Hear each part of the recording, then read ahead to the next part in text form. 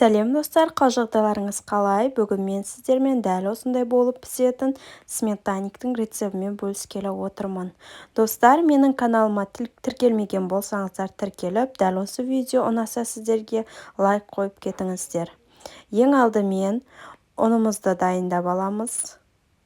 Ұнымызға ерітілген сары майымызды саламыз, қантымызды, жұмыртқамызды саламыз.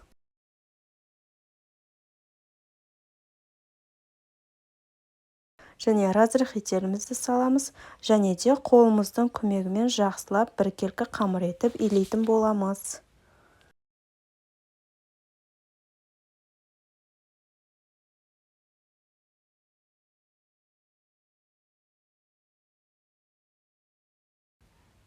Міне достар, біз қамырымызды илеп болдық, дәл осындай қамыр шығады.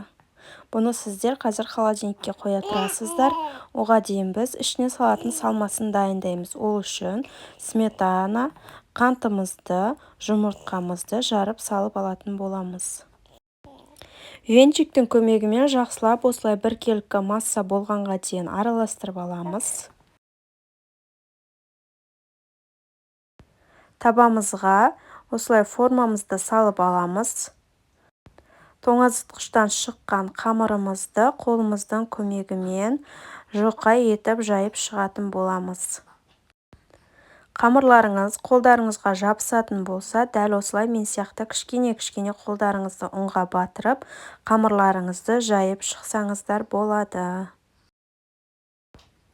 Қамырларымызды кішкене осылай шет-шетіне қарай шығарып аламыз формамыздың.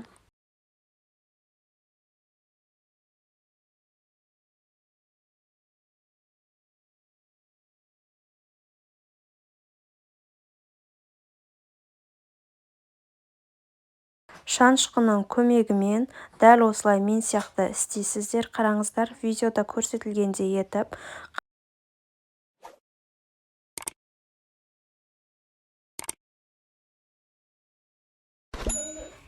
ашық жерлерін дәл осылай қолдарыңызбен тегістеп шығасыздар. Ал енді вилкамен осылай ең асты жағын вилкамен жүргізіп шығамыз. Бұл біздің пирогымыздың асты қатты көтеріліп кетпеу үшін жасалынады. Ал енді салмамызды құямыз. Міне достар, 180 градуста пешімізді қыздырып пісіріп алдық. Дәл осылай формадан шешу үшін пышақпен ең алдымен жан-жағын кесіп шығатын боламыз. Дәл осылай айналдыра кесіп аламыз. Достар, менің каналыма тіркелмеген болсаңыздар тіркеліп, дәл осы рецепт сіздерге ұнап жатса, лайк қойып кетіңіздер. Түсінбеген сұрақтарыңыз болса, комментарий бөлімінде жаза берсеңіздер болады. Суыған пирогымызды дәл осылай шешіп аламыз. Міне достар, біздің пирогымыз дайын болды. Сіздер де отбасыларыңызға жасап көрсеңіздер болады. Өте дәмді болып шығатынына мен сенімдімін. Барлықтарыңызға ас болсын.